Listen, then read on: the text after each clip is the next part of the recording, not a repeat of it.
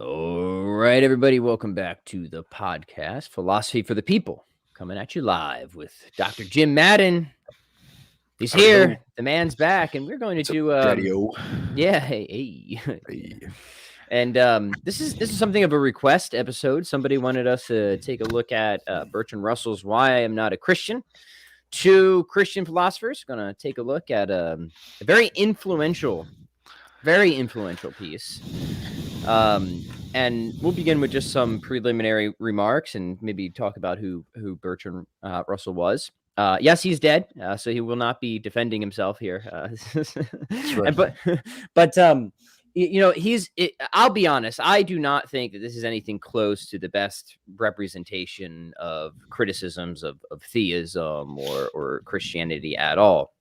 So let me just get that out there. I think there's just a lot better representatives out there. However, Russell has influenced many of those representatives. I remember Graham Oppie at one point said that Russell, and especially this work, was a major influence on him. And I think kind of what we want to do, Jim, as we move through the life of Philosophy for the People, is really just kind of look at landmark contributions in various ways. And no surprise, things that generate a lot of attention, that are very influential. Maybe they're good, maybe they're not good, but they're still worth paying attention to because they've been so influential. And I think it's fair to say that Bertrand Russell, he's a man who's influential in many, many ways, but he's certainly influential from his sort of skeptical stance and perspective on Christianity. So I just wanted to open with those remarks and maybe get some of your opening thoughts here too, Jim. Mm-hmm. Yeah, and also I think I can't remember. I think we talked about this though. That I think Russell actually had a book-length version of this, right? Like this essay is kind of like he did it and then he went on to write like a book-length version of it. My understanding is this was delivered as a lecture. This was delivered as a lecture, yes. right? Mm-hmm. Yeah, but like doesn't he have a book also, right? There's a fuller volume. Yes. Yeah, and so it's like out of fairness to him, like he does make a bigger stab at it too. But I guess like probably in my experience with Why I'm Not a Christian is like this document has a similar status among atheists as like C.S. Lewis's Mere Christianity does among theists, right? It was this sort of this popularization that has like kind of really captured a lot of people, right, in their youth, right, sort of like kind of set their path of thinking, right. Mm-hmm. And so whether or not we think Russell is like the most sophisticated statement of this, and clearly it's not. It's probably not even his most sophisticated statement of it, right.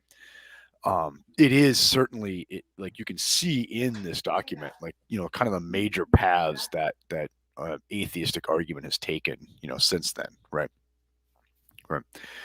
And just kind of more about who Russell was, or so Russell was so as a youth he was an idealist of a particular Hegelian sort, right. He was I think whether studied with or was under the influence of F.H. Bradley quite a bit, right. And then kind of moved beyond all of that and gets becomes a philosopher of mathematics. He's working in number theory. He was one of the major developers of modern logic, around the turn of the century, right. Has incredible influence in philosophy of language, et cetera, right. And basically, if you go and study analytic philosophy, you're going to get immersed in Russell very early on, right? Right. You're in the tradition of Russell. Mm-hmm. Yeah. Or and the thing is I think a lot of people like the world of like Catholic Thomism like identify analytic philosophy with Russell, right? Not really, right? I mean, like really, like there's plenty of people who are are existing as opposition to Russell. Like the entire later Wittgenstein is like a rejection of Wittgenstein's own relationship to Russell intellectually, right? Mm-hmm. You know what I mean? So, but I mean, certainly one of the most prominent philosophers in the English-speaking world of the 20th century, without a doubt, right? If not like the most prominent English-speaking philosopher of the 20th century, right? Yeah, excellent. So, I mean, he's whatever else you want to think about this essay, he's hugely significant and no doubt a man of very high intelligence, right? Cannot downplay that. So for that for those reasons, he's definitely worth taking a look at. So, But that yeah, being said, right? yeah. So that being said, Right. I mean, let's just get started. Do we want to just read through this and comment, Jim? And Sure. However you want to go. If you want to read through, if you want to give yeah, general impressions. it's like just long enough and just short enough that it could Right. be a let's just start reading. We'll see where Sure. it goes, Go and for maybe it. we'll just have to give general impressions once we get into it here. Sure. All right, so here I have it on the screen. I'll pull it up if people want to follow along, and you can find this online, obviously, the PDF on various websites and stuff like this. Okay, so yeah, here's some background. This lecture was delivered at Battersea Town Hall on Sunday, March 6, 1927. So that's going to give you some of the historical context there. Okay, so let's begin here because he first, and this is a fair thing to do, is he's going to try and identify what a Christian is, right? And then he's going to give his reasons for why he is not one. So why don't we read a little bit of this and just Sure. comment on that? All right. So Russell says nowadays, it is not quite that. I'm sorry, I skipped a little bit. But I'm trying to see if we need to. Yeah, we do need to read this first part. So let me come back up here. As your chairman has told you, Russell says, the subject which I am about to speak to you tonight is why I am not a Christian. Perhaps it would be as well, first of all, to try and make out what one means by the word Christian. It is used these days in a very loose sense by a great many people. Some people mean no more by it than a person who attempts to live a good life. In that sense, I suppose there would be Christians in all sects and creeds, but I do not think that is the proper sense of the word, if only because it would imply that all these people who are not Christians, all the Buddhists, Confucians, Mohammedans, and so on, are not trying to live a good life. Why don't we stop there, Jim? Because I think he's right. Yeah. Exactly. Yeah. And It's hard to disagree with. Right. mm-hmm. Yeah. Yeah, I don't know if you have any other comments, but I mean that's still prevalent, right? There's still people who will say, "Well, if you mean as somebody who tries to live a good life, then yes, I'm a Christian." So yeah, we agree with you, Bertrand. So far, that seems to be inadequate, right? He says, "I do not mean by a Christian any person who tries to live decently according to his lights. I think that you must have a certain amount of definite belief before you have a right to call yourself a Christian." The word does not quite have such a full-blooded meaning now as it had in the times of St. Augustine and St. Thomas Aquinas. In those days, if a man said that he was a Christian, it was known what he meant. You accepted a whole collection of creeds, which were set out with great precision, and every single syllable of those creeds you believed with the whole strength of your convictions. You want to stop or you want to keep going there? Yeah. I mean, he's hovering over target, warming up, right? You know what I mean? Like he's, one thing I will note is you had that precision of creed because you hadn't had a Reformation yet. Right? I just want to flag that, right? Yeah. So this is obviously going to complicate things as we move on. Obviously, the fracturing of Christianity, but I think we'll still be able to make our way through this. But just that is an important consideration. So he continues. Nowadays, it is not quite that. We have to be a little more vague in our meaning of Christianity. I think, however, that there are two different items which are quite essential to anybody calling himself a Christian. So he's trying to get to sort of like, here's at least some minimum commitments, right? Right. The first is one of a dogmatic nature, namely that you must believe in God and immortality. So there's two things that Russell thinks you have to believe if you're going to call you a Christian. At least this much. You have to believe in God. So if you're an atheist, you can't call yourself a Christian. And you have to believe in immortality, according to Russell. If you do not believe in those two things, I do not think that you can properly call yourself a Christian. Then, further than that, as the name implies, you must believe some kind of belief about Christ. The Mohammedans, for instance, also believe in God and immortality, and yet they would not call themselves Christians. I think you must have, at the very lowest, a belief that Christ was, if not divine, at least the best and wisest of men. I strongly disagree with Russell there. I do not think that is enough to be a Christian, right? In fact, many of our Muslim friends are perfectly fine calling Christ a wise, a very good man, right? Yeah. I mean, but in fairness to him, there, I think he's trying to have as like the lowest bar he can have, right? You know what I mean? Because if he stacked up Christianity like with all these heavy beliefs that the Christian claims to be de fide, right, and then shows you can't prove them, well, that would be kind of begging the question, right? you know. Yeah, I Yeah, just mean, think he's just going too low. He's just going too yeah, low there, yeah, right? I If you wouldn't lose the define it as divinity, either, if you yeah, lose the yeah, divinity of Christ, I yeah, have a really hard time yeah. thinking that you can properly call yourself a Christian. So I appreciate what he's trying to do, but I think you missed the mark there. All right, if you're not going to believe that much about Christ, I do not think you have any right to call yourself a Christian. Of course, there's another sense which you find in Whitaker's Almanac and in geography books, where the population of the world is said to be divided into Christians, Mohammedans, Buddhists, fetish worshippers, and so on. And in that sense, we are all Christians. The geography book counts us all in, but that is a purely geographical sense, which I suppose we can ignore. Therefore, I take it that when I tell you why I'm not a Christian, I have to tell you two different things. First, why I do not believe in God and immortality, and secondly, why I do not think that Christ was the best and wisest of men, although I grant him a very high degree of moral goodness. One more paragraph, then we'll pause and get some reflections. But for the successful efforts of unbelievers in the past, I could not take so elastic a definition of Christianity as that. As I said before, in olden days, it had been a much more full-blooded sense. For instance, it included a belief in hell. Belief in eternal hellfire was an essential item of Christian belief until pretty recent times. In this country, as you know, it ceased to be an essential item because of a decision of the Privy Council. And from that decision, the Archbishop of Canterbury and the Archbishop of York dissented. But in this country, our religion is settled by act of Parliament, and therefore the Privy Council was able to override their graces, and hell was no longer necessary to be a Christian. Consequently, I shall not insist that a Christian must believe in hell. So there's a lot there. I had no idea till, I mean, I guess I at some point knew, because it's not the first time I read the essay, but I had to be reminded that the doctrine was, if that's really true, even that the doctrine of hell was knocked out of the Anglican order by an act of Parliament, right? That's incredible, right? Right, and that's a strong reason not to be an Anglican if that's the case. So I mean, obviously the whole mess of Catholicism, Protestantism is going to linger over this piece, right? Yeah. And it's going to confuse the issue in a number of ways. I mean, so and I don't want to like be pedantic in this, right? I don't want to, but I mean, technically, right, as people like David Bentley Hart are going to argue, there is at least a minority tradition all through Christianity of universalism, right? Right.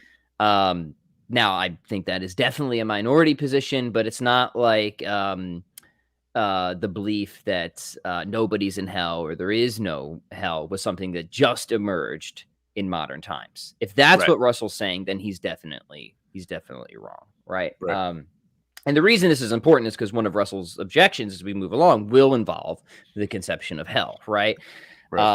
And if you don't think that that's necessary for being a Christian, and you do think that this is like morally problematic or even repugnant, well, then that might just give you reason to be a Christian universalist or something like that. Now, I don't take that strong of a stance, but if we're trying to, just, I guess, be as accurate as possible, then I think those qualifications need to be made.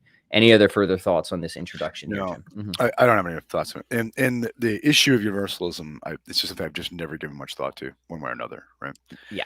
All right, well, let's get into the meat then, shall we, my friend? Yeah. Definitely. All right. So the existence of God, this we agree with Russell on 100%, right? If you don't believe in God, then it just makes no sense at all to call yourself a Christian, right? So we can agree on this. All right. So Russell writes, now to come to the question of the existence of God, it is a large and serious question, and if I were to attempt to deal with it in any adequate manner, I should have to keep you here until kingdom come, so that you will have to excuse me if I deal with it in a somewhat summary fashion. You know, of course, that the Catholic Church has laid it down as a dogma that the existence of God can be proved by unaided reason. That is a somewhat curious dogma, but it is one of their dogmas. They had to introduce it because at one time the free thinkers adopted the habit of saying that there were such and such arguments which mere reason might urge against the existence of God, but of course they knew as a matter of faith that God did exist. The arguments and the reasons were set out at great length, and the Catholic Church felt that they must stop it. Therefore, they laid it down that the existence of God can be proved by the unaided reason, and they had set up what they considered were arguments to prove it. There are, of course, a number of them, but I shall take only a few. Okay, so, I mean, Russell is a bit historically sloppy, but again, I don't want to spend too much time on the sort of periphery issues there. I mean, it is true, right, that's in the Vatican I documents, right, that it's a claim of the faith that you can prove God's existence by reason, right? Right.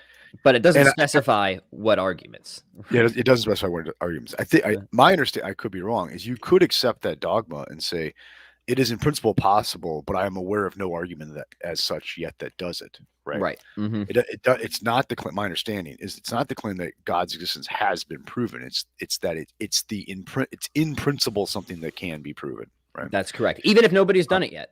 Yeah. Mm-hmm. Now I'll say this. I agree with Russell. That is a curious dogmatic claim. They have a dogmatic claim about what is possible rationally, right? I'm not saying it's a good claim or a bad claim. It's a very, very interesting claim to make. Do you see what I mean?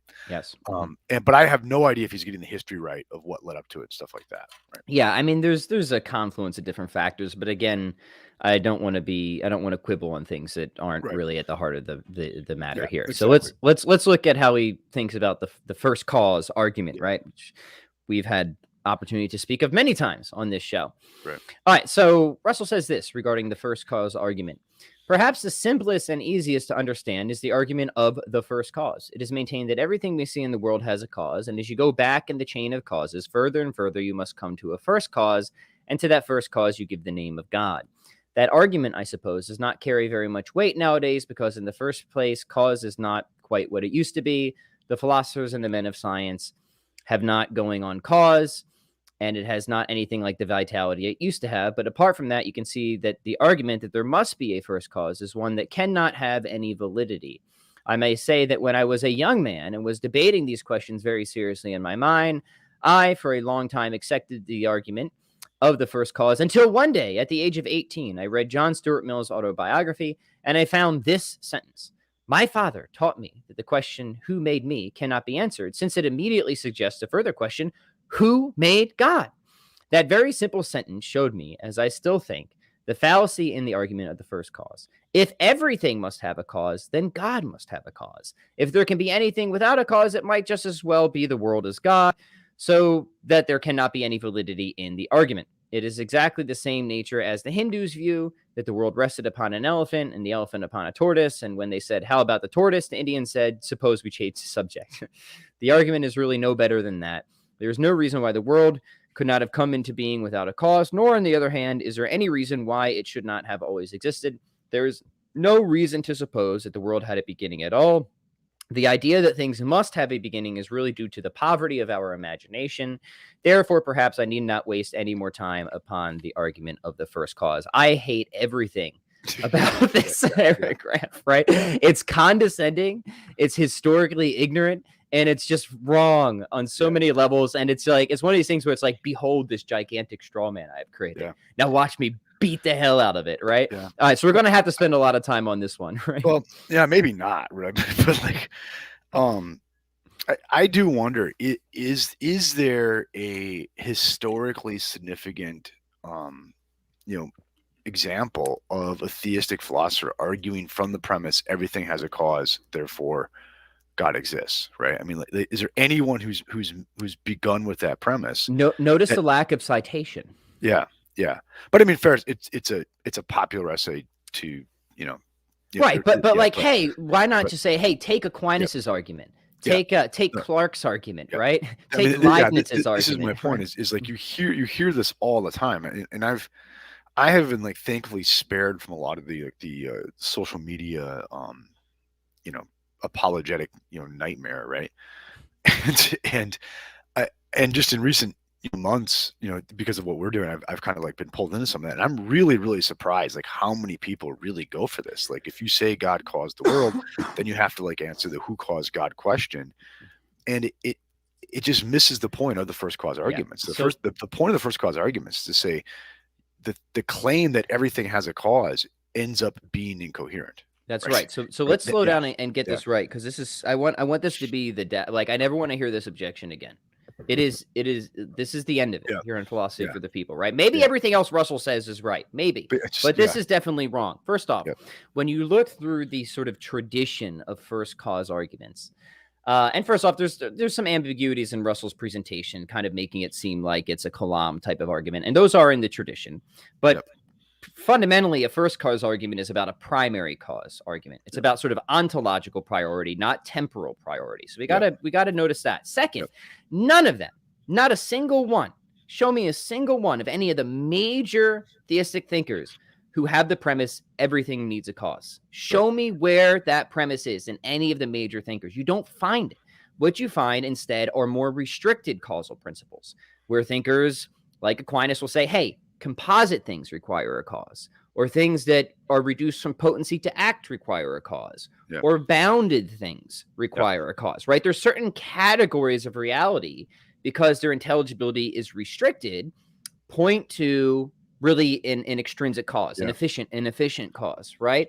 Leibniz, contingent things have a cause, but not everything. And why not everything? Well, because they're not stupid. They understand that if you say everything has a cause, if you have this sort of unrestricted universal causal principle, then if you just think of everything, the totality of everything, there's nothing that exists outside of that by definition, which means there could be no cause that exists outside of everything. Right?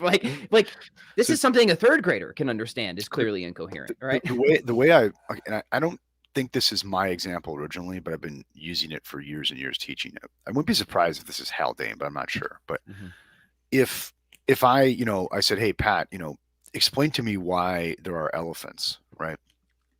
And you went and got me an elephant, right? And said that elephant's why all the elephants exist. Obviously, that's a terrible explanation, right? Because like elephanthood apparently is something that can be put into question, right? And so then no elephant can explain that. If elephanthood is something that requires an explanation, then no elephant can explain that, right? And so I think all the first cause arguments are doing something like in light of that fact, right? Like if I'm asking, why are there contingent beings, I cannot show you a contingent being, right? Because that is causally posterior to the fact to be explained. Exactly. You see that, right? Yeah. If I'm trying to explain why there are beings in motion, right? You might deny that beings in motion requires an explanation, but if you grant that requires an explanation, I cannot use a being in motion to explain that, right? You see, like go through all your versions of the first cause argument. That's the move. That's the move that's going on. Is to say this class of things requires an explanation. Therefore, I have to go outside of that class of things in order to explain it, right? So if you've got beings in motion and you think being in motion requires an explanation, then you need an unmoved being to explain it, right? If you've got contingent beings, you think contingent being requires an explanation, then you need a non-contingent being to explain it. If you think caused being, right, second way, requires an explanation, then you're going to have an uncaused being explain it, right? And that is the move on all of these arguments, right, of the classical first cause arguments. And this is what like someone like Russell just ignores, right? Ignores or misrepresents. We'll be charitable and just say ignores, right? So it's funny because first cause arguments, primarily understood, actually prove that not everything can have a cause. They prove the premise of his objection. They prove the premise of his objection, right? And then they're proving that the claim that everything has a cause is ultimately going to be a bad claim.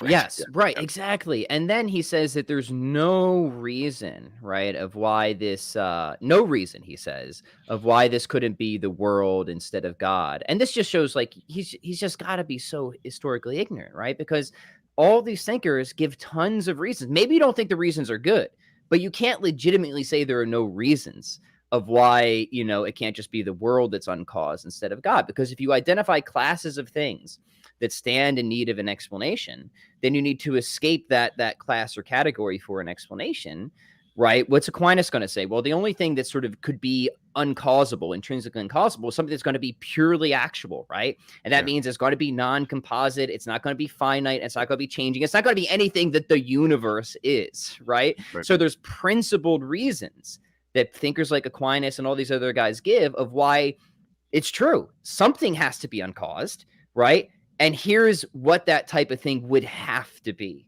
given the underlying metaphysics, right? So yeah, my issue with Russell is not just that he's wrong, but just like the confidence at which he just like dismisses this really extremely venerable tradition. And for a man of who's got an intellect of his size, it's just wildly unacceptable, right? The only thing like that makes me think that in trying to figure out why he would do this is I just wonder if that was, like the standard like kinds of arguments you were like an Anglican schoolboy would have seen in,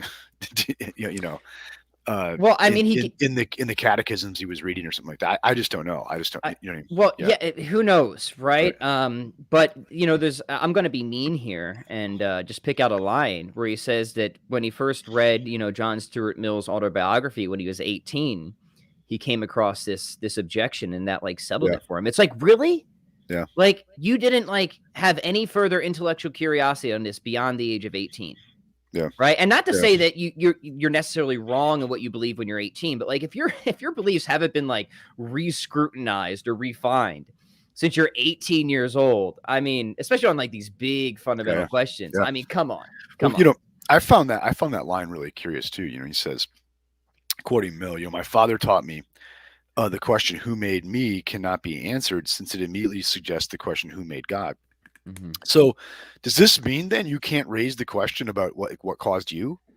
Like it's kind of showing like a point that I think you would be happy to like highlight is, well, it seems like if you're going to like say, I can't raise this, you're just denying the PSR, right? You're denying that I can really go looking for explanations at all now.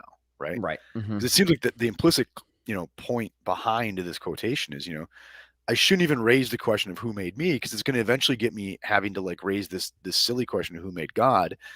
So, okay, yeah, that's silly. So I can't raise that one. So I can't raise the question that leads to it, which is who made me. But isn't that the absolute most natural question someone should ask about like where the hell did I come from? Right?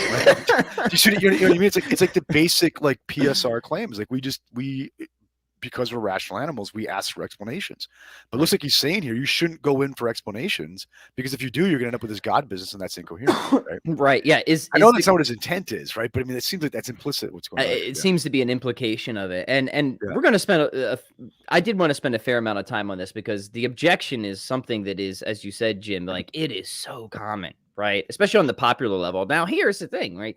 You're not going to see this objection. I think this is important to note. Like, you're not going to see intelligent, sophisticated critics, atheist philosophy of religion raise this type of objection. Why? Because they realize it's a dumb objection. Right. So to be fair to the better representatives, they don't use this kind of objection. Right. And for the reasons that we're articulating. But yeah, no, I wonder is his objection that we need an explanation of the explanation in order to have an explanation, right? Yeah. Is that kind of what he's saying? Yeah. Because like that seems like it would ruin all reasoning, especially all science. Like if we can't already explain the explanation, then we can't have an explanation of something, right? Is that kind of like the implication there that he's going for? Let's move to the natural, if you're okay, like go to the natural argument. Yeah. Because I actually think he makes the same move here too, in a way. And I think I can like articulate a general principle. And I think what it is it's sort of a scope fallacy that he's fallen into here on both these arguments. Good. Yeah. Let's, I could say a lot more about this first cause one, but hey, here's the deal, friends, right? It seems like Russell has dismissed the best case, I would argue the best case for the existence of God, based on a complete straw man and misunderstanding, right? So like right away, this is not looking good for his overall case. He's got other arguments, right? Yeah, and I'll even say this: like I think he's dead wrong on this one, but the other ones I'm going to kind of agree with a lot what he has to say. Right? There's a number of them that I don't totally disagree with, but we'll get there. So let's keep going. All right, so let me pull the document back up. And by the way, for people who aren't familiar, like the thing that really pulled me out of naturalism were the first cause type of arguments more than anything else. So it's something that played a fairly significant role in my intellectual development and shift. All right, so here we go. The natural law argument, curious section, and he bleeds this into an argument from design. So we'll just take them one at a time here. Oh, this is a thick paragraph, but we're going to get through it. You want me to help out with this one? Do you have it? I can do it. I got this little tickle in my throat. So I hear there's a cold going around. Yeah. We'll talk about that. That's right. in a minute. All right, the natural law argument. Bertrand Russell says, then there is a very common argument from natural law that was a favorite among all through the 18th century, especially under the influence of Sir Isaac Newton and his cosmogony. People observed the planets going around the sun according to the law of gravitation, and they thought that God had given a behest to these planets to move in that particular fashion, and that was why they did so. That was, of course, a convenient and simple explanation that saved them the trouble of looking any further for explanations of the law of gravity. Nowadays, we explain the law of gravitation in a somewhat complicated fashion that Einstein has introduced. I do not propose to give you a lecture on that because it would take some time. At any rate, you no longer have the sort of natural law that you had in the Newtonian system, where for some reason that nobody could understand, nature behaved in a uniform fashion. We now find that a great many things we thought were natural laws are really human conventions. You know that even in the remotest depths of stellar space, there are still, 3 feet to a yard. That is no doubt a very remarkable fact. Okay, I got to time us out there. Yeah, pause me at any point. Yeah. Okay, so, okay, my understanding, like Einstein's theory of relativity is in many ways for the layman misnamed, right? Because like what Einstein's doing is my understanding is he goes relative in order ultimately to preserve the overall law-like nature of the universe, right? You know what I mean? I think isn't the whole point is like he needs relativity, like he needs to make things relative, right, in order to actually to preserve the uniformity of the speed of light as a constant. It is my understanding of this. Do you see what I mean? Mm-hmm. So to say that like sort of the undermining of so-called undermining of Newtonian mechanics by Einsteinian mechanics is to show that shows the universe is less law-like than one might have thought. That's definitely not how Einstein thought about it, right? Mm-hmm. Like Einstein's the God doesn't play dice guy. Okay. Mm-hmm. He's going to go on and talk about like the seeming like the quantum indeterminacy here, right? Mm-hmm. But he's slipped from one to the other without telling you that these are actually very different things. That's exactly right. Yeah, there's some sleight of hand going on here, which is again, is it ignorance or is it intentional? It's hard to say, right? Yeah. Mm-hmm. Okay. And the motivation on Einstein was actually to preserve the lockstep law-like nature of the universe, mm-hmm. like. Einstein's universe is relative, but it is not lawless, right? Yes. Okay, right. Okay. Oh, yeah, 100%. Right. And we still have, as he's going to head into sort of the quantum realm, right? We have objective probabilities. Yep. Now, I don't know if you want me to finish reading this or not, but I mean, that's good. Yeah. Yeah. I mean, he's critiquing a very sort of modern conception of the laws of nature that certainly much of the history of the Christian tradition coming from a more Aristotelian perspective, right? It's not going to have this perspective on it, right? This is really a perspective that I guess comes online with a generalized, a general mechanistic view of the universe, right? Which was not the prevailing paradigm for most of Christian history. But let's keep reading, and then we can get into that. Okay, sorry, I lost my. And many great things that have been regarded as laws of nature of that kind. Okay. On the other hand, where you can get down to any knowledge of what atoms actually do, you will find that they are much less subject to law than people thought, and that the laws at which you arrive are statistical averages of just the sort that would emerge from chance. Okay, so there's a shift, right?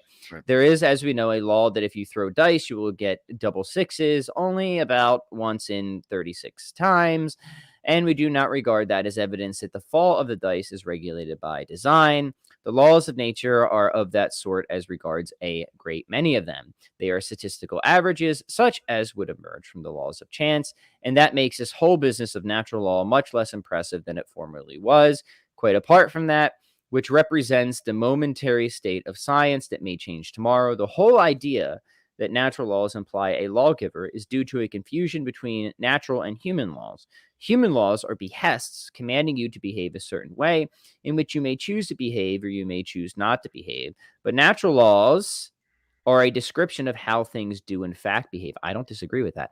And being a mere description of what they in fact do, you cannot argue that there must be somebody who told them to do that, because even supposing that there were, you are then faced with the question, why did God issue just those natural laws and no others? If you say that he did it simply from his own good pleasure and without any reason, You then find that there is something which is not subject to law, and so you train. There's equivocation on law going here. Right? This paragraph is a mess, but we're going to finish it. All right. I just want to flag some things I want to make sure that we know. You then find that there is something which is not subject to law, and so you train. So your train of natural law is interrupted. If you say, as the more orthodox theologians do, that in all the laws which God issues, he has a reason for giving those laws rather than others, the reason, of course, being to create the best universe, although you would never think it to look at it. If there was a reason for the laws which God gave, then God himself was subject to law, and therefore you do not get any advantage by introducing God as an intermediary. You have really a law outside and anterior to the divine edicts, and God does not serve your purpose because he is not the ultimate lawgiver. In short, this whole argument about natural law no longer has anything like the strength it used to have. I am traveling on in time in my review of the arguments. The arguments that are used for the existence of God change their character as time goes on. They were at first hard intellectual arguments embodying certain quite definite fallacies. As we come to modern times, they become less respectable intellectually and more affected by a kind of moralizing vagueness. Okay, lot to unpack in this one. So, yeah, where do you want to begin? Mm-hmm. Well, okay, I mean, I'll say first of all, and we've actually even debated this a little bit on our conversation with John on God's existence, but I don't think, just from the law-like character of the universe, I don't think there's any case to be made for God's existence at all, right? Because I think if you have things with essential natures, they're going to follow very, very stable patterns of change. So the fact that things follow very, very stable patterns of change, I don't find impressive in terms of a theistic consideration, right? Let's pause here and clarify, because I pretty much entirely agree with that, right? Yeah. Is that if you're an Aristotelian, the way you look at laws of nature, right, is laws of nature is similar to what Russell's saying, is going to really kind of be a shorthand description of how things operate given their nature under various conditions, right? It's not like there's some stuff out there and then God puts some arbitrary decree on it to work this way rather than that way. No, it's God puts natures in operation, right? So in that sense, I think, on one level, an appeal to Aristotelianism is enough, but I want to say on a deeper level, there's nothing about those natures that demand their inclusion into reality, or the conjunction of natures in the arrangement that we find them. If you want to know why we got the laws that we got, that's another question. Why there are laws as such, you know what I mean? And yes. So like you do see some people argue, well, look, why is the universe ordered at all? Well, it seems like I would only worry about that if I had this like human assumption about causal relations and natures and things like that, which I don't have, right?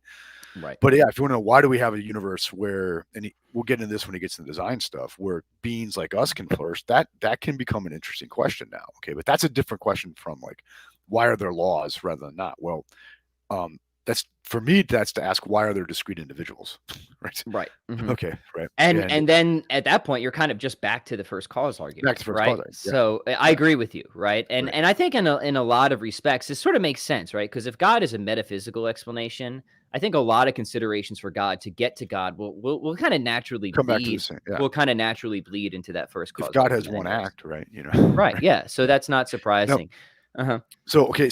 But that's not the argument he makes here, because like Russell is no Aristotelian realist, right? Okay. Not even close, right? Yeah. And so, you get this thing where we now know that a lot of what goes on at the level of quantum mechanics is not absolute in terms of laws. It's statistically determined. It's that's an oxymoron, but we have a sort of constrained determinism, or what we may call an adequate determinism, or we can get objective probabilities, right? Yeah, we can get objective probabilities. Okay, now, but we still have a lot of law going on at the macro level. There's questions about that, and there's also a reason why it's called the laws of quantum mechanics, right? Yeah, exactly. But the thing is okay, the fact that the statistical, the objective probabilities come out consistently and they aren't switching around and stuff like that. You know what I mean? It's like you still get laws. It just turns out that they don't predict 100% the way like the laws did in classical physics. But even everyone's always said the laws of classical physics were idealizations anyway, right? Yeah. You know what I mean? Like you got to presume frictionless surfaces and stuff like that to like make that come out 100%, right? Right. And so I just don't see the fact that we find out we're only probabilistically certain what's going to go on at micro levels is at all a shot to say there aren't laws in the universe, right? Yeah. And on Russell's paradigm, he still owes us an explanation, right? Yeah. Of the natural laws. Now we could say, well, look, if you want to give a sort of Aristotelian explanation, yeah, granted. I think you can do a lot of work with that. But then the Yep. theist is going to come along and say, well, look, theism makes the best sense of Aristotelianism, right? And naturalism cannot secure that, right? So you have kind of like a proximate and then ultimate level explanation Yep. there. But if Yep. you're not an Aristotelian, well, damn, like what's your account here of this? Because like all the regularities in nature and indeed those objective probabilities we get, like those are all really remarkable, right? Yeah. It seems Yeah. like Yeah. like we need some sort of explanation to Yep. remove mystery here. That's how we Yep. can think of explanation as something that removes mystery. What's removing the mystery here, right? That bleeds into the design argument, though, right? Yeah. Yep. All right. So should we? And so, yeah. okay, one more thing that he does here that I found interesting just to look at his MO in general. All right. So he makes a similar move here as he does in the first cause argument. He says, well, if you're going to say God is the cause of the law, like, nature of the universe, well, then you're going to have to say God operates by a law. If you say God operates by a law, then God isn't God anymore, right? And if you say he does operate by a law, then you need an explanation for that, right? It's the not who caused God, but like who commands God question now. These, Mhm. you know what I mean? And it seems like there's this general principle that's going on in both these arguments behind the scenes, where Russell's basically saying, like, if X must have some grounding, call it F, right? Then F must have the grounding in terms of F, Mhm. right? So it seems like he's taking must as like entailing this unrestricted universal quantification, right?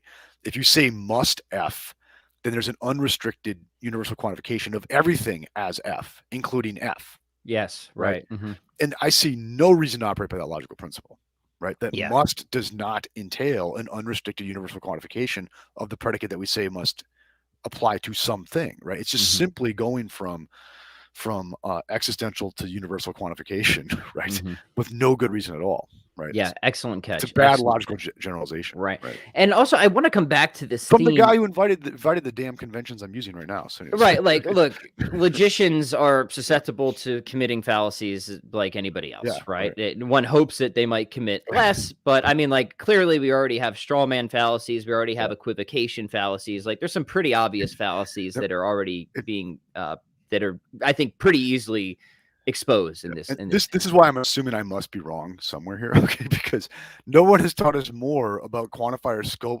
fallacies than Then Bertrand Russell. Russell. You know what I mean? Like he had like one of the great oh shit moments in the history of logic with the Barber's paradox, which was a quantifier scope problem, right? And Right.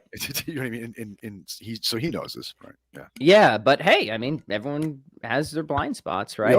We all have that day. I may have just had it here on the air, so we'll see, right? So. Yeah, I want to just come back to this idea of like, do you need an explanation of the explanation to have an explanation? And that just seems wrong, right? Like, it seems like my air conditioner is something that needs an explanation, And do right? you need an explanation of the explanation in terms of that explanation? That's the slip that's being made here. Right. Right.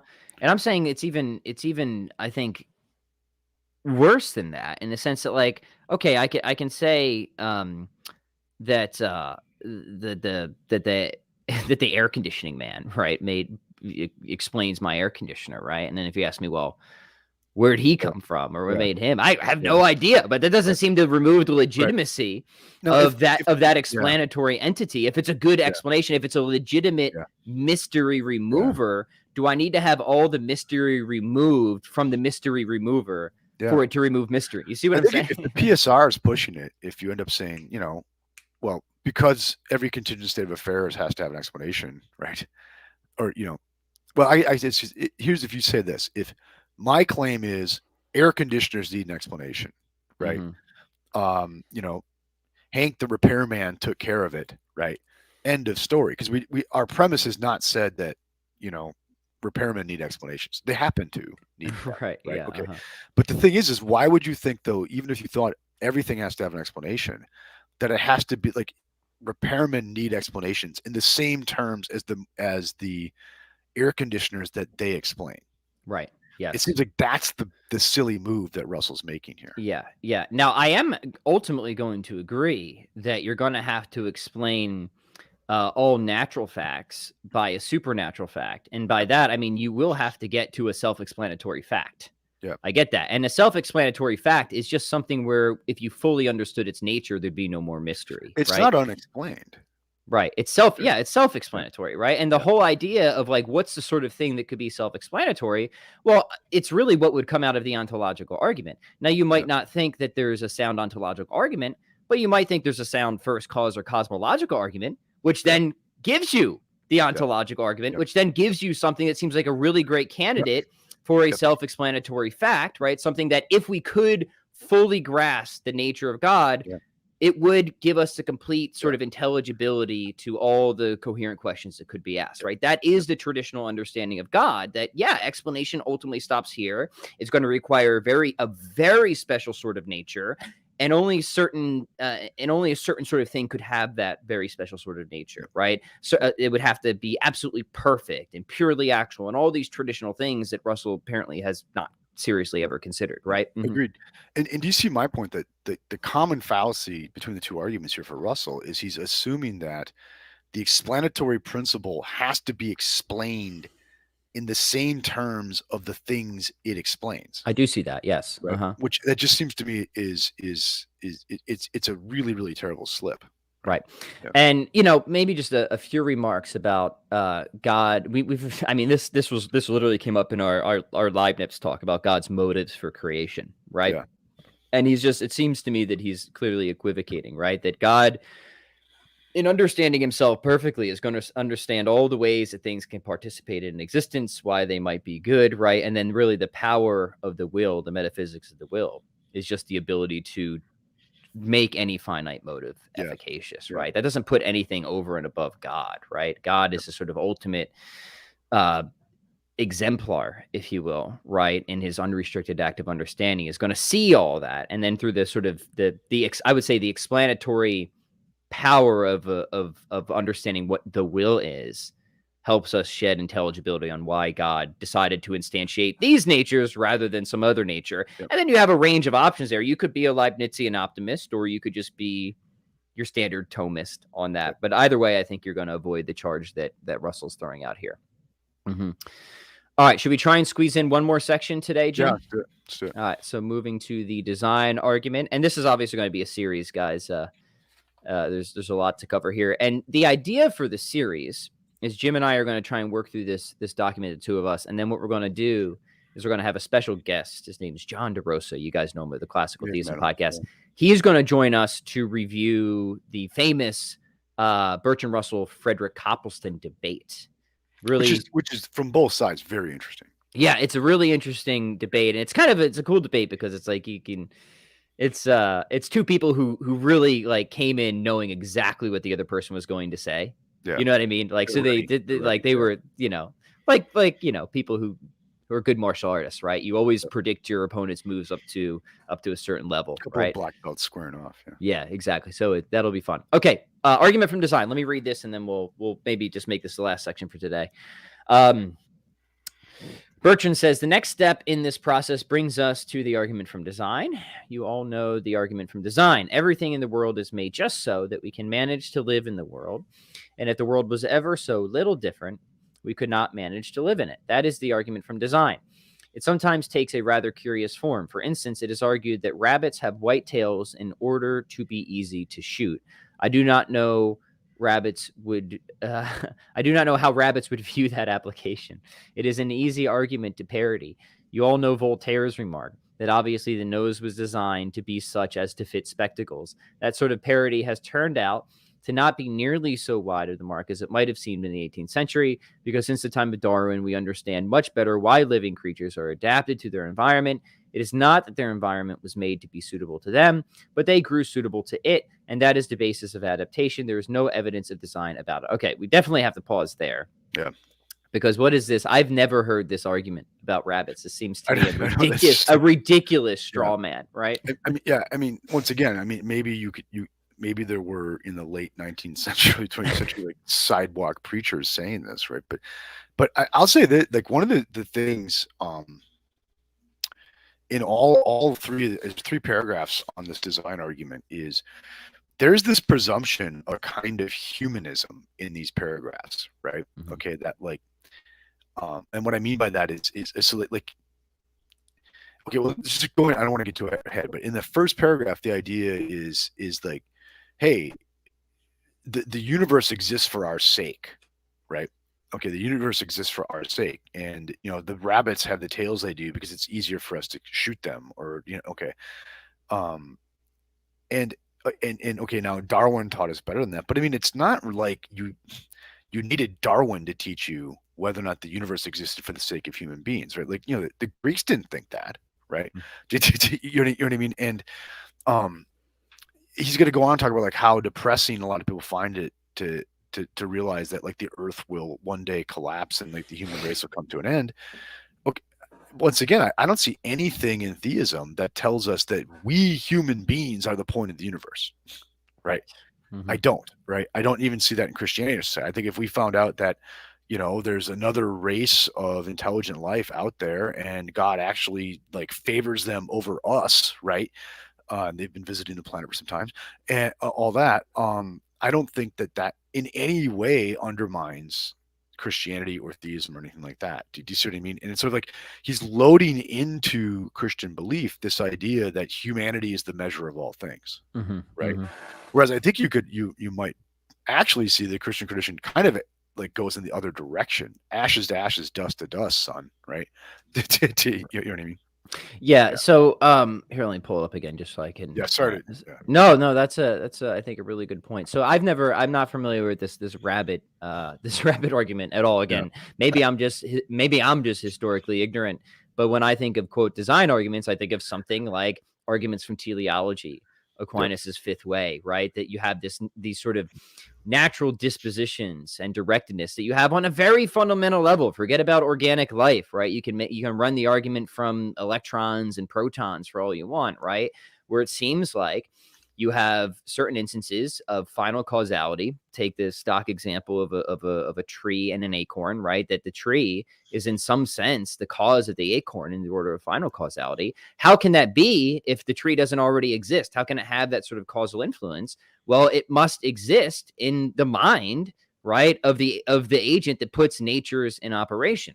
And I think that's actually one of the things that theism can help make better sense of Aristotelianism than a strict sort of naturalistic paradigm. Yeah. But there's other ways of interpreting the fifth way. Gavin does it from more the aspect of goodness. But the point is, even before all the debates of complexity in biology, in the sort of tradition of design arguments, I don't think Russell's giving the best the best representation here. Yeah, no, I agree. From. Right.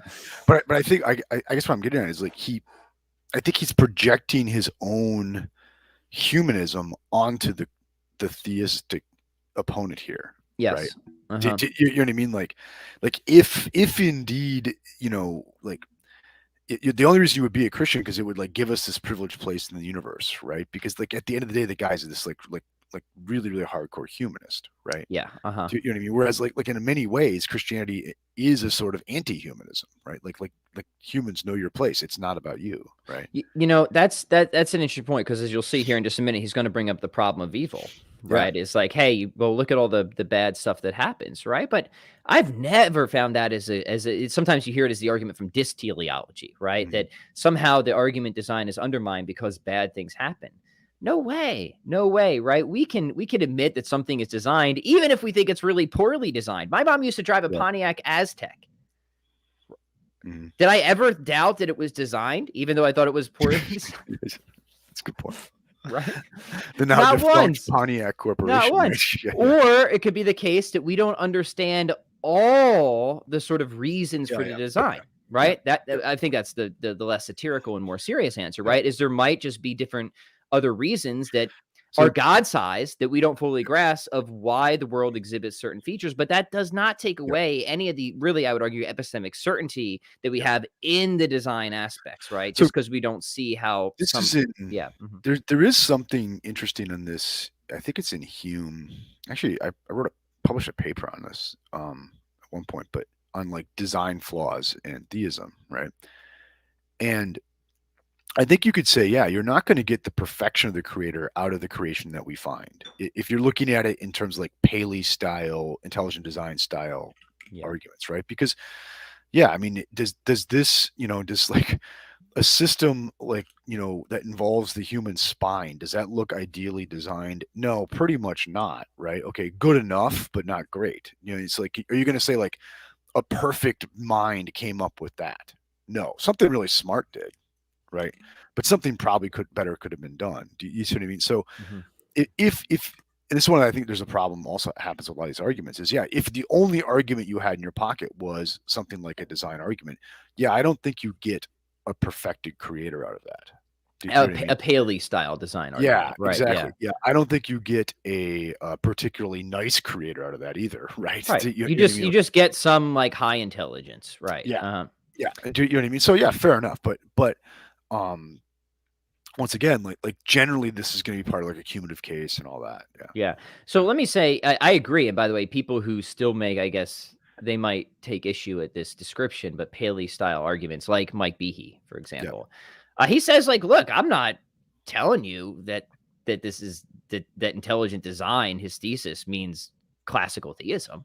He's just saying, I think I can give you an argument that there is intelligence on some level of some form behind it, right? So that's to even, I guess, raise that objection against like someone against like these Paley style design arguments is something that a lot of them already admit in their own work, right? Now, I think if you're taking the deeper metaphysical teleological arguments, well, now we're talking really about act and potency, right? Yeah. And then once we get the pure act, we can unlock the traditional attributes from there as well. I'll say this though, is I'm a lot less moved by fifth way stuff than I was when I was writing about it. Right. You had a period right about it. Yeah. That was, and I'm far less convinced by like something like the fifth way than I once was. Yeah.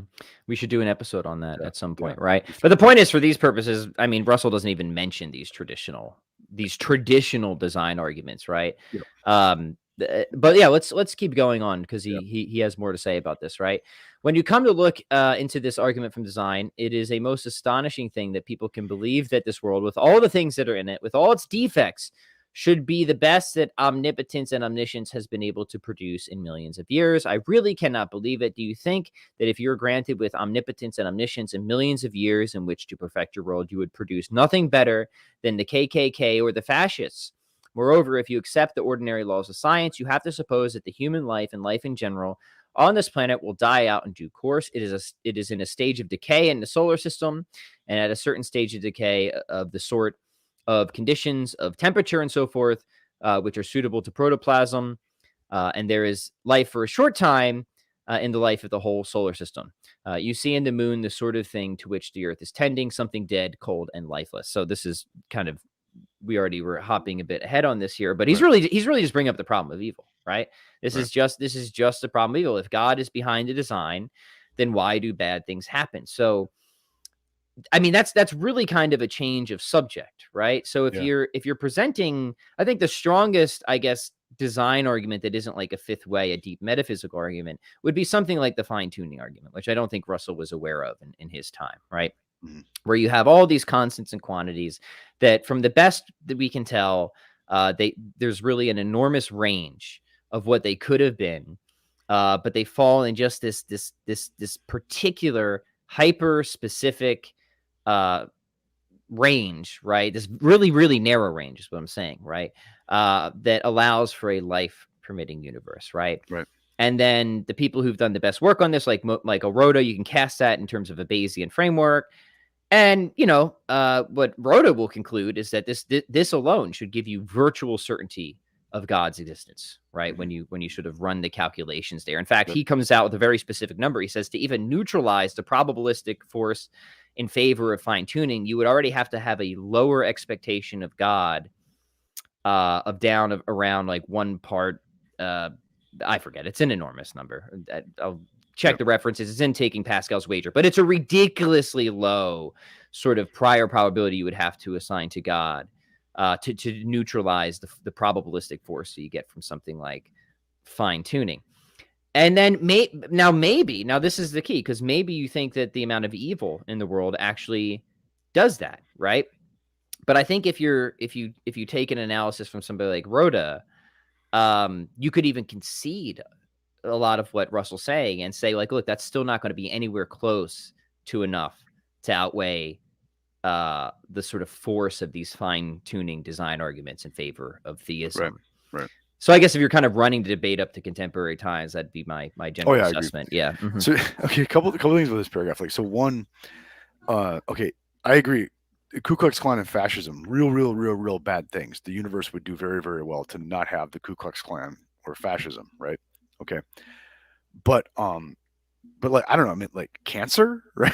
Right. I mean, like, you know what I mean? Like, I mean, his choice of evil is like political, right? You know what I mean? It's like, and he was a very political man, Russell. Yeah, I mean, like, I don't know. I might go like cancer, disease in general, right? Yeah. You know what I mean? Like a lot of things. Okay, anyway, but also, I don't know why the fact that this is going back to the humanism thing. Why is it the fact that the human race may occupy a relatively small and finite stretch of the total history of the universe? Why is that evidence that God isn't great? Mm-hmm. You know what I mean? Unless you're, once again, you're seeing this through the lens of like kind of an Enlightenment humanism, right? Mm-hmm. You know, and I think it reveals so much of what's really driving this. Right? Yeah. So I want to say two things. It's a very politically interesting paragraph. I mean, look, I think, there's, I'm not going to speculate on the psychology, but we know Russell was a very political man, right? Yeah. Now, I don't, look, evil itself, we've talked about this before, I think is actually better expected on theism. So the fact that we even have any experiences or judgments of evil, I think is evidence for theism. Why is that? Because first off, evil, to even make judgments about evil, is contingent upon a number of things, including a finely tuned universe, right? Conscious, rational agents, moral principles, moral standards, all that needs to be in place for us to even make any sort of judgment about the KKK being bad, for example. I think theism makes all those conditions totally unsurprising, right? I think on atheism, I wouldn't expect there to be a problem of evil on atheism, because I would not expect pretty much any of those things on atheism, right? And if that's true, which I think it is, we can kind of just run the reversal here, right? And I've got a whole series on Catholic Answers talking more detail about that. Secondly, so what if the universe is going to expire? Because Christianity, first off, right? It's not a counterexample to Christianity. This world isn't all there is, right? Exactly. This world is also, like, how is that even relevant? I mean, and Russell acknowledges that, right? He acknowledges that immortality is part of Christian belief. So what does it matter if this world has a clock to it, right? Yeah. Like, how is that even relevant at this point, right? Or even if there were no immortality, like, okay, just because human beings occupy, a relatively small fraction of the total history of the universe, how is that a strike against the universe? Against theism. Yeah. Or Christianity in general. Yeah, I agree. You know what I mean? Like, it's just this assumption that, like, if God existed and God created the universe, God created us, he would just make it like he would make it about us, and he would just it would be like ice cream every day and all. You know what I mean? Right? Do you see what I mean? And so, like, there's a lot of optional assumptions built into that, right? Yeah. Mm-hmm. And once again, like, how do we know that there isn't some other, superior being that God has created that gets a longer run or something? I don't know, right? Mm-hmm. You know what I mean? Do you see what I'm saying? And so, right, of course, there is this kind of, like, I think, just silly humanism built into this, as the whole essay, but especially this part, right? Yeah. I'm glad you picked that out, because I'm thinking just more of the kind of irrelevance of the universe on a clock objection, right? It's like, well, for Christians, this life in this world isn't all there is. So I just don't even see that being an issue in general. I think it shows kind of a fundamental psychological infantility going on here. Yeah. Right. I said I was being mean. Yeah. You know what I mean? That, like, if God existed, he would make the universe about me. The way I want it to be. Yeah, he would make it work out well for me. And I can't imagine that there could be a perfectly good deity, a perfectly powerful deity that would allow things to not come out perfectly for me. or the human race as such, right? But Right. who knows? Is it best? Might it not be better that humans, like all human lives, I think, are better because we occupy a finite strand of time, right? Right. Otherwise, what time would you have gotten up this morning, right? Yeah. Okay, and maybe it's best that the race itself or life itself have a finite stretch, right, to move it. Yeah. But Yeah. Brilliant. And I think you're right. Yeah. I mean, at the point where it's like, imagine if you had omnipotence and omniscience. I can't imagine that. I can't. Yeah. Well, and why do you think there's this horrible lack of humility? Like, imagine, right?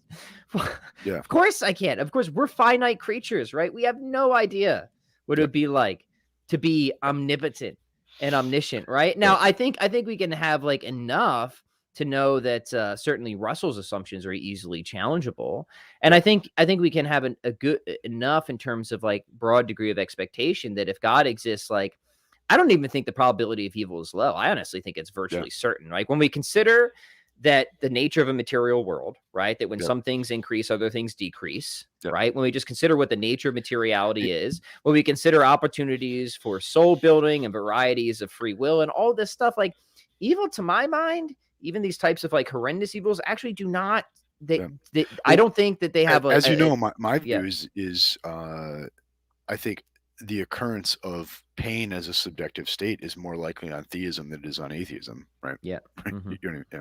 Right. So, I don't know how much we want to keep. We've done for people who are new to this channel. We've had many conversations on like all these subjects at a much deeper level. So please check those out to get more background. But the fundamental point here is that from Jim's perspective, which I agree with, I think is very illuminating.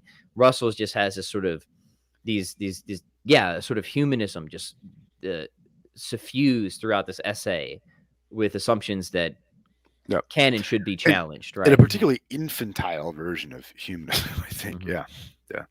So let's just finish this paragraph and then we'll get some concluding thoughts for this one. I am told that this sort of view is depressing, and people will sometimes tell you that if they believe that they would not be able to go on living. Do not believe it. It is all nonsense. Nobody really worries much about what is going to happen millions of years hence, even if even if they think they are worrying about that, they are really deceiving themselves. They are worried about something much more mundane, or that it may merely be a bad digestion.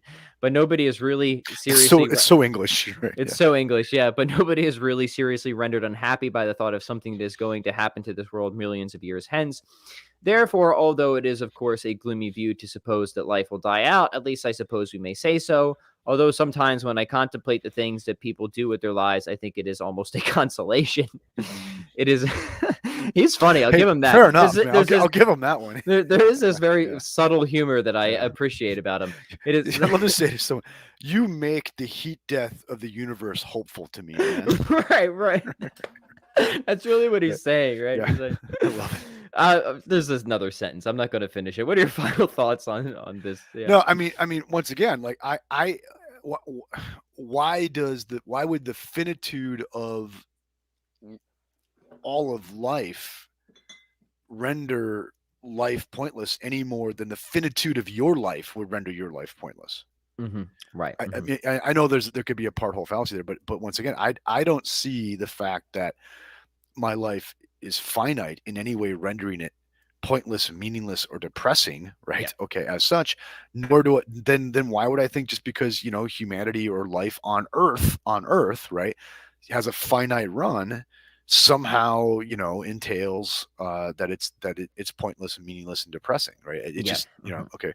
I know he's saying it's not, right, but not because it's not depressing. It's like, well, you can busy yourself with something in the meantime. This is millions of years in the future, right?